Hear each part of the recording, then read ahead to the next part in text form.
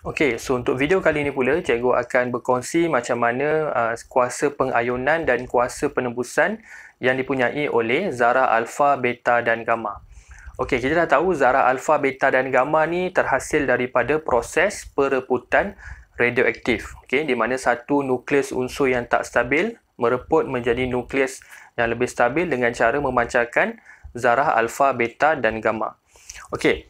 Jadi kita dah tengok juga simbol-simbol untuk zarah alfa, beta dan gamma. Okey. Jadi kita tengok pula ciri-ciri untuk kuasa pengayunan. Okey. Jadi yang ni kita dah kenal tadi, ini adalah simbol untuk zarah alfa. Okey. Kalau siapa yang tak tahu lagi, okey, cek itulah, ini adalah untuk alfa dan ini beta dan ini gamma. Senang je. Alfa dia macam huruf A, beta macam huruf B. Gamma je yang lain sikit. Okay? Dari segi simbol dengan nama untuk ingat. Okay. Jadi untuk kuasa pengayunan ni, dia adalah kebolehan sinaran radioaktif tu untuk mengayonkan udara dekat tempat dia lalu. Okay, nampak macam tak berapa jelas sangat kan? Okay, dia macam ni lah.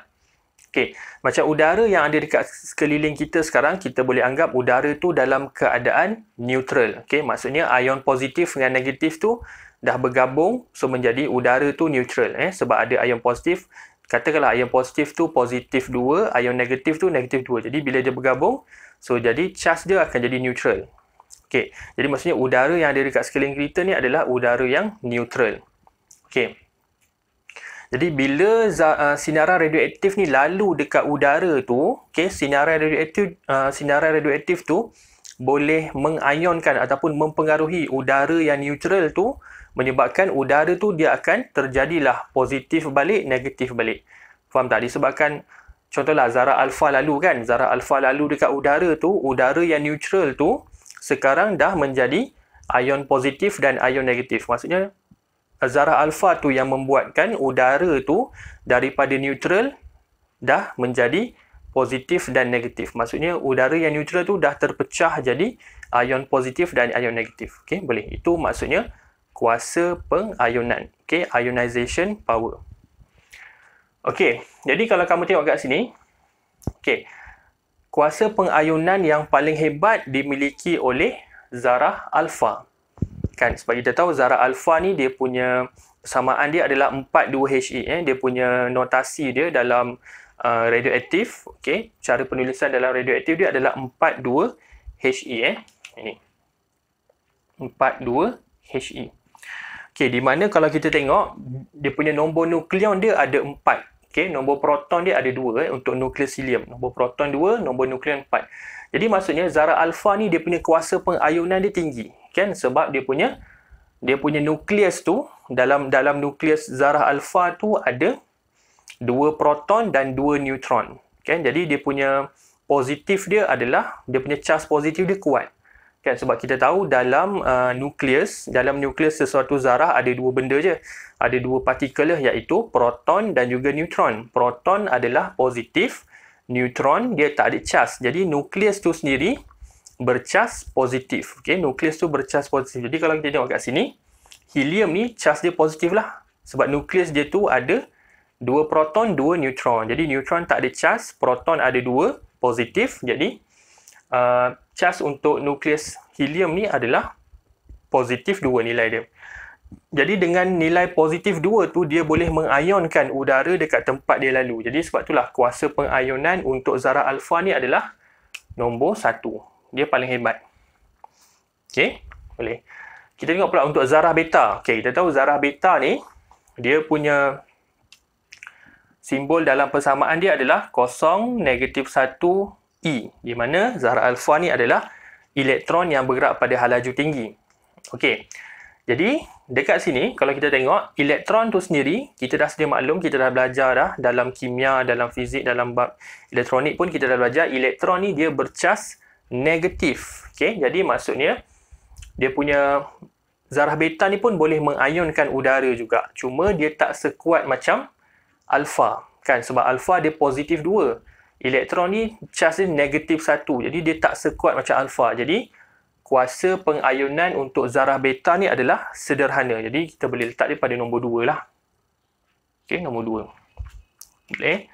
Okey, dan yang terakhir sinar gamma. Okey, kita tahu sinar gamma dia tak ada zarah, dia adalah sejenis gelombang elektromagnet sahaja. Jadi kuasa pengayunan dia adalah paling lemah. Kan? Paling lemah. Jadi dia bila dia lalu dekat udara tu, udara dekat sekeliling dia tu tidak terayon sangat pun. Okey, kita boleh anggap tidak terayon langsung lah. Jadi sinar gamma ni dia boleh bergerak dalam udara tanpa ada masalah. Okey. Jadi daripada kita tahulah gamma akan jadi tempat yang terakhirlah untuk kuasa pengayunan.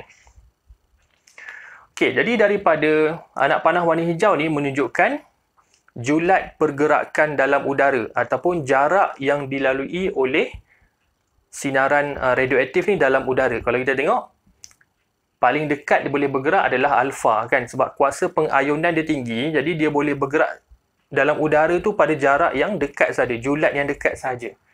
Okay, sebab bila dia bergerak dalam udara, dia terus mengayonkan udara tu, jadi dia punya pergerakan dia tu akan terbatas. Okay, disebabkan dia dah mengayonkan udara tempat dia lalu. Okay, beta, jarak yang dia lalu dalam udara, julat dalam udara adalah sederhana. Manakala gamma boleh bergerak dalam udara pada jarak yang paling jauh. Okay, sebab kuasa pengayunan dia paling lemah. Okay, jadi kesimpulan untuk kuasa pengayunan ni, kamu ingat alfa pengayunan nombor 1, beta sederhana, gamma pengayunan paling lemah. Okay, boleh faham untuk kuasa pengayunan, ionization power. Okay, kita tengok pula untuk kuasa penembusan. Okay, penetrating power. Okay, penetrating power. Okay, kuasa penembusan ni adalah kebolehan sinaran radioaktif tu untuk melepasi sesuatu halangan. Okay, kebolehan sinaran radioaktif melepasi sesuatu halangan. Okay, kita ambil alfa, beta dan gamma juga. Okey, kalau tengok dekat sini, okey, kuasa penembusan ni untuk alfa, okey, dia tak mampu melepasi even sekeping kertas pun. Okey, sekeping kertas A4 ke kertas apa-apa, kertas surat khabar ke apa, dia tak mampu nak melepasi untuk zarah alfa ni. Jadi maksudnya kuasa penembusan zarah alfa ni adalah yang paling lemah. Kan? Dia nombor 3 lah, dia paling lemah. Maksudnya dia pada ranking terakhir. Okey, maksudnya dia nak melepasi kertas pun tak lepas. Jadi bila zarah alfa lalu dekat kertas, dia akan diberhentikan ataupun dia akan tak dapat melepasi kertas tu.